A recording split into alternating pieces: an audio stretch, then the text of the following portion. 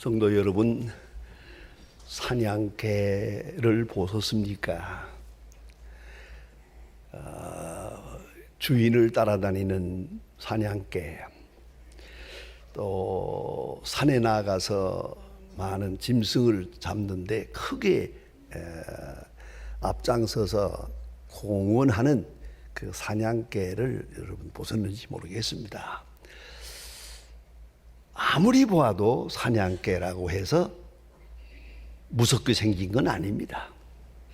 아주 평범한 개입니다. 우리가 앞뒤에서 볼 수 있는 그런 평범한 개예요. 또 사냥개가 꼭 크기만 한 것도 아닙니다. 어떤 개는 조그만 개예요. 예쁘게 생긴 개인데 이 사냥개는 사냥터에서만은 아주 무섭습니다. 그저 호랭이도 무서워하지 않습니다. 사자에게도 막 대듭니다. 어떤 짐승 앞에도 절대 물러서지 않고 나가 싸우고 무릎짓고 그러하는 용맹스러운 그게 사냥개입니다. 자, 그런데 그 이유가 어디에 있는가? 이 사냥개의 용기가 어디에 있는가 하고 생각하면 여기에 엄청난 철학이 있습니다. 바로 뒤에 자기 주인이 있다는 걸 알기 때문입니다. 자기 주인이 총을 들고 뒤에 계시다는 걸 알기 때문에 이 개는 무서운 게 없습니다. 내 뒤에 주인이 있다. 그런 거로 나는 앞으로 간다. 무서울 게 없어요. 그 사냥개의 모습을 보며 우리의 신앙을 한번 진단해 보길 바랍니다. 어거스틴은 유명한 말을 남겼습니다. 믿음은 보지 못하는 것을 믿습니다. 우리 눈에 보이지 않습니다. 그건 현재의 일이 아니니까요. 어떤 때는 눈에 보이지 않지만은 보이지 않는 것을 믿어요.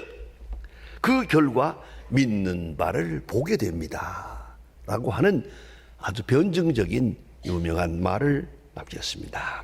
여러분, 꼭 같은 일입니다. 꼭 같은 사건인데 알면 자유요, 모르면 필연입니다.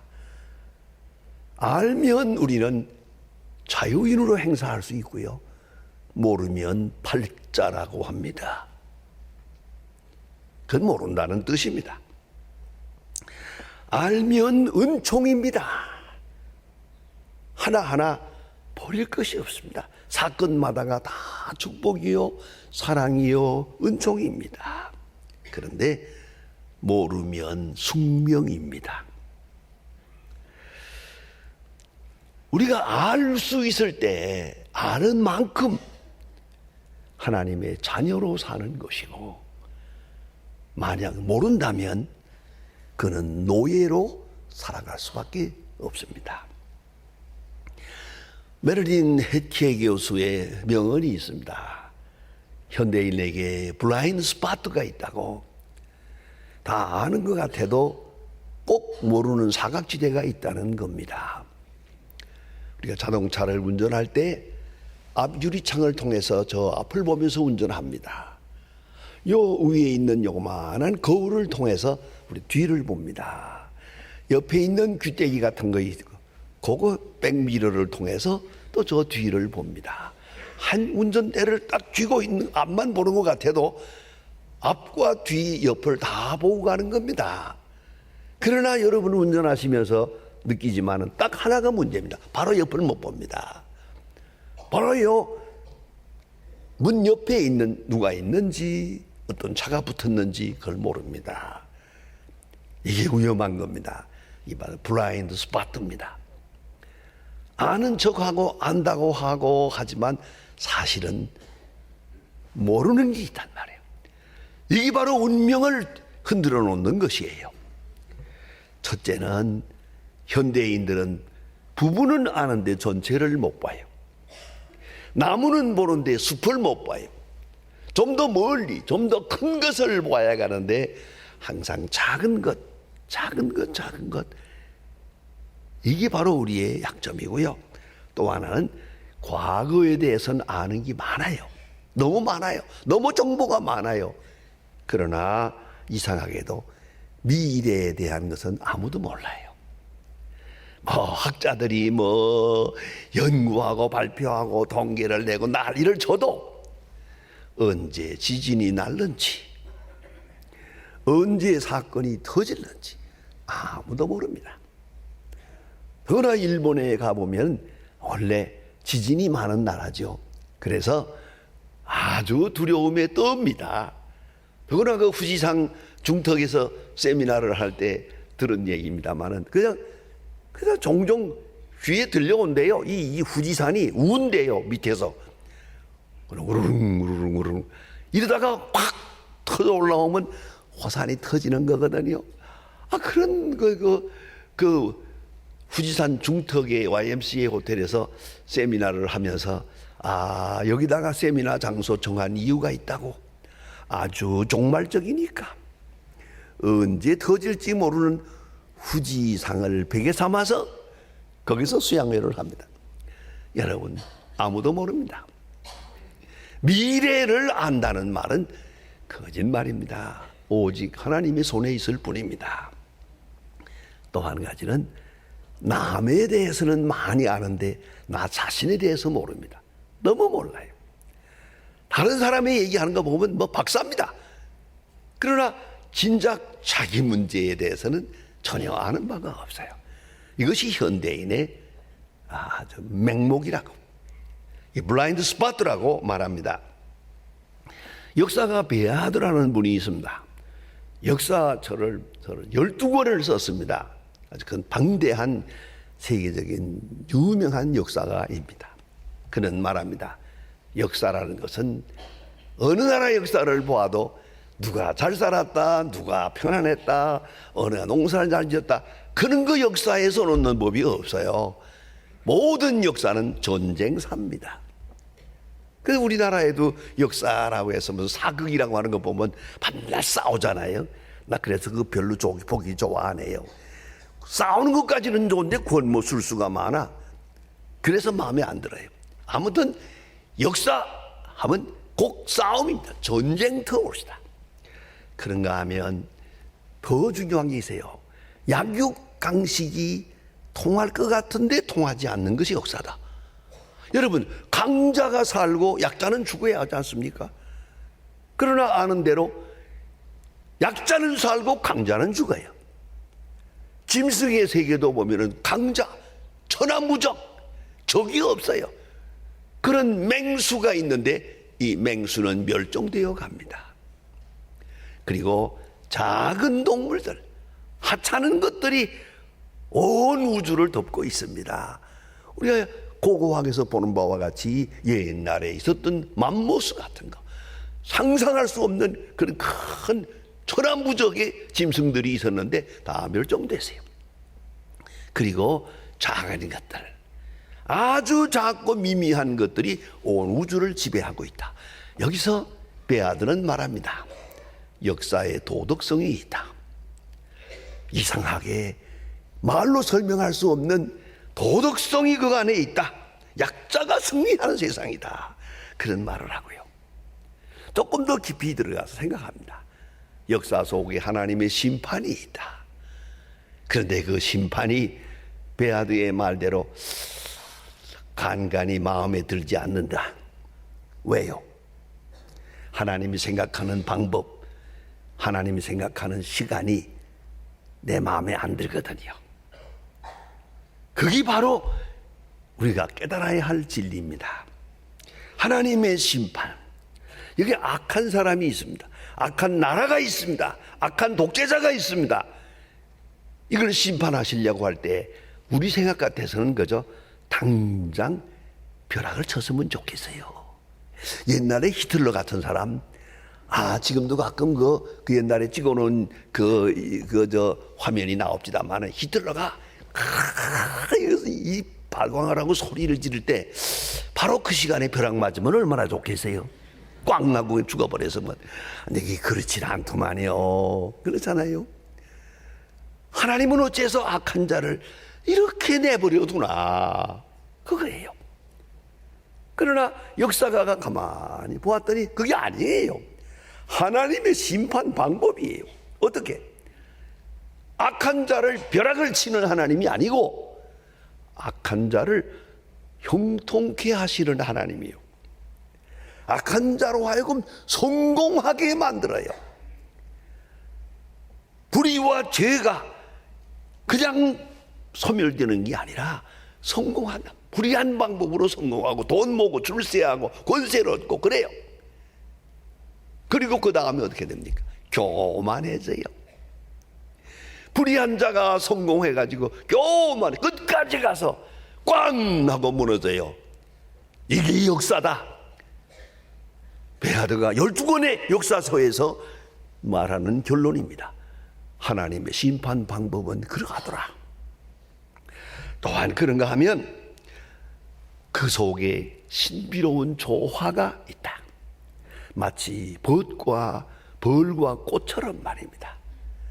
벌이 꽃에 들어가서 꿀을 빨아냅니다. 그리고 꽃이 벌을 섬기고 벌이 꽃을 섬깁니다. 벌이 하루에 무려 1000번 이상을 이 꽃 저 꽃 다니면서 술을 옮겨 놓아야 꽃이 열매를 맺습니다. 자, 생각하자면 꽃이 무슨 말을 하겠습니까? 이 벌을 향해서 이 날강도야 남의 집에 와서 꿀을 빨아가는 이 나쁜 놈아 하겠지만 아니 그렇습니다. 벌이 없이는 꽃이 열매를 맺지 못하고 또 꽃이 없으면 벌은 굶어 죽습니다.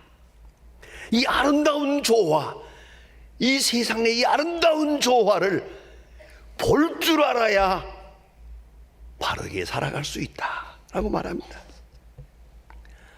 그런데 하나님의 심판의 연자맷돌은 천천히 돌기 때문에 너무 천천히 돌아서 안 도는 것처럼 느껴지지만은 정확하게 공적이건 나라든 개인이든 하나님은 심판하고 계시다. 아주 중요한 얘기입니다. 가장 중요한 문제는 여기에 있습니다. 하나님의 심판과 구원은 동시적으로 이루어지는 것이다. 한 사건 속에서 이루어진다. 이 역사가 말하는 것이요, 성경이 말하는 진리입니다.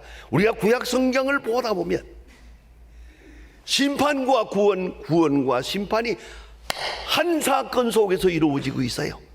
놀랍지 않습니까? 그 신비로운 역사를 우리가 알고 놀라고 감격해야 합니다. 여러분, 6.25라고 하는 거죠. 63년 전에 있었던 사건입니다. 저는 특별히 6.25를 강제노동 수용소에서 맞았습니다.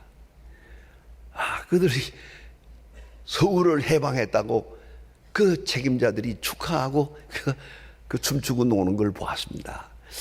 이게 도대체 어딜 갔다는 말인가 했는데 그 다음에 보니까 비행기가 뜨고 그래서 이 전쟁이 났구나 생각했습니다. 어쨌든 강제노동 수용소에 있을 때 6.25를 맞았습니다. 그런데 이 북한 군인이 남쪽으로 밀고 들어와서 저 울산 포항까지 갔습니다. 이제 몇 시간만 지나면 부산으로 들어갈 판입니다.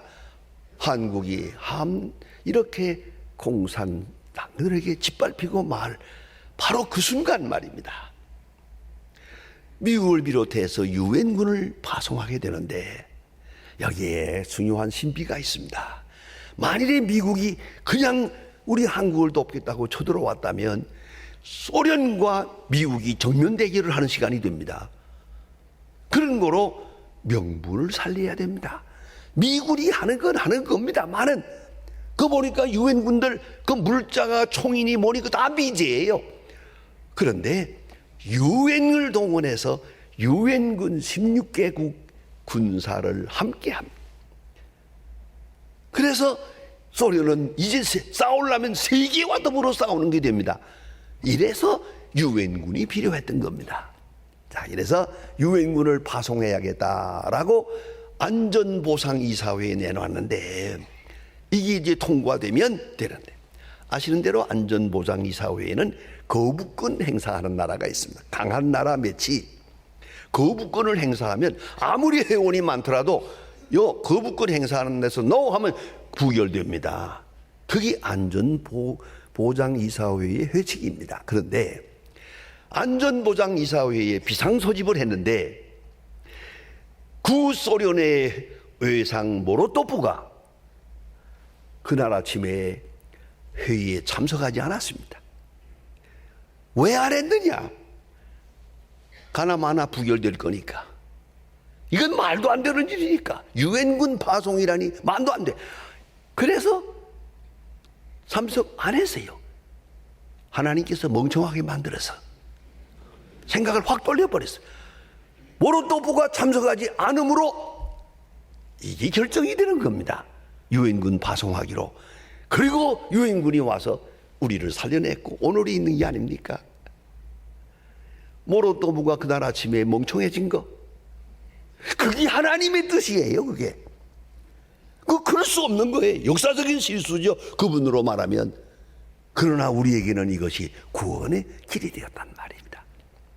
하나님의 역사는 놀라운 것입니다. 사람이 상상할 수 없는 것, 심판과 구원이 한 사건 속에서 이루어진 겁니다. 오늘 본문에 나타난 것은 엘리사 선지에 대한 얘기입니다. 엘리사가 이스라엘 나라에 있을 때 아랍 왕이 좀 침공해 오려고 했지만, 이제 자세히 읽어보면 그 12절에 그런 말씀이 있습니다. 아무래도 아랍 왕이 이스라엘을 쳐들어갈 수가 없어요. 갈 때마다 방어진이 있단 말이에요. 그래서 패전하게 되는데 마지막에 누가 말하기를, 아유 안 됩니다. 그 나라에는 군사가 얼마가 있는 게 중요한 게 아니고 하나님의 사람 엘리사가 있습니다. 엘리사가 다 보고 우리 군대가 어디로 가는지 오는지 안방에서 근방 다 알고 있습니다. 환하게. 그러니 전쟁이 되겠습니까? 아랍 왕이 생각했어요. 그러면 엘리사를 죽여버려야겠구만.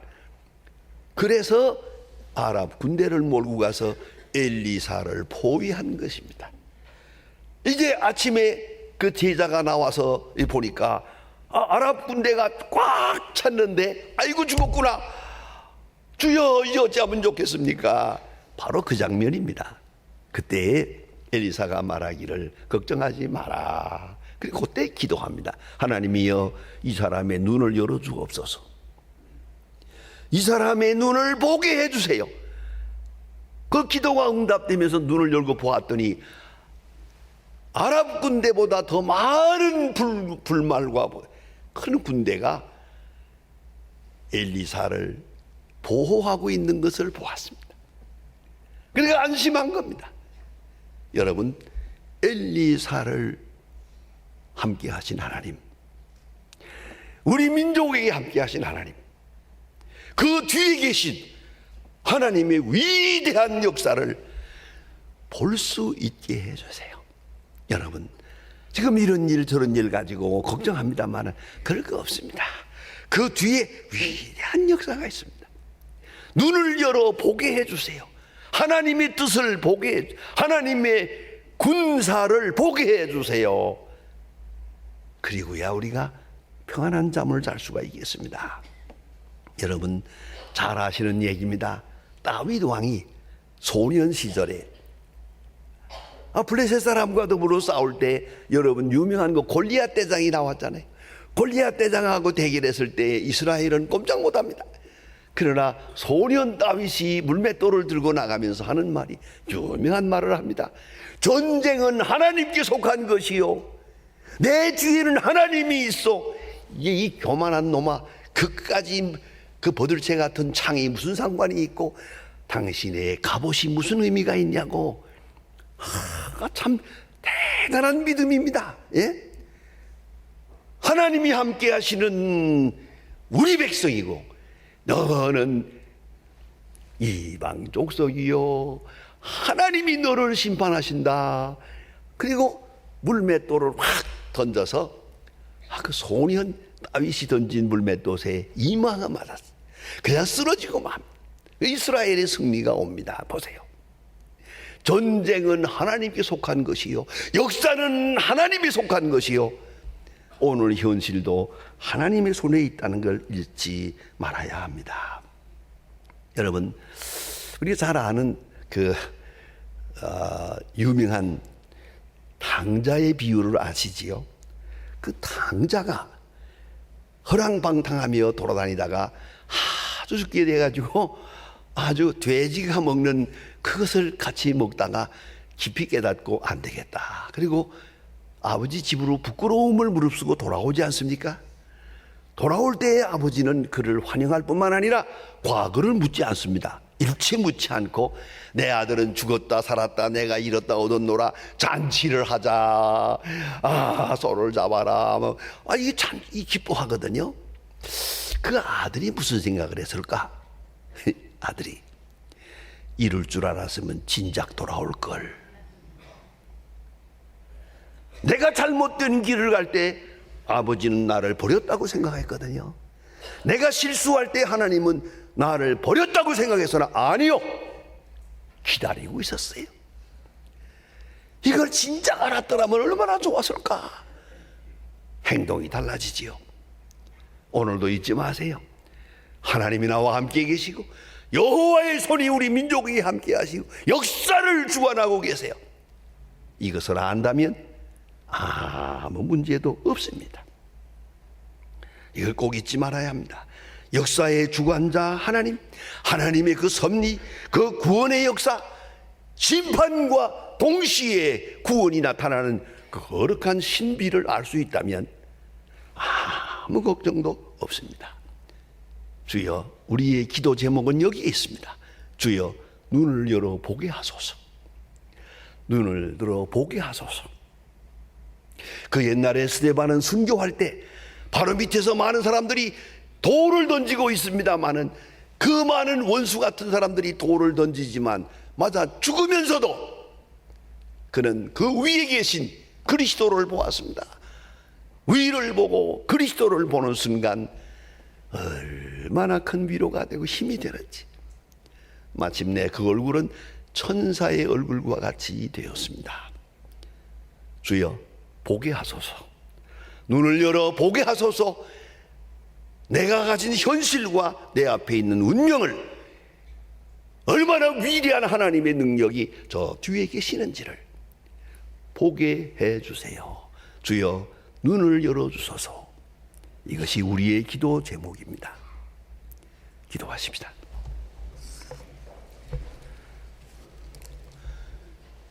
하나님 아버지, 63년 전에 우리는 엄청난 일을 당했습니다. 속수무책이었습니다.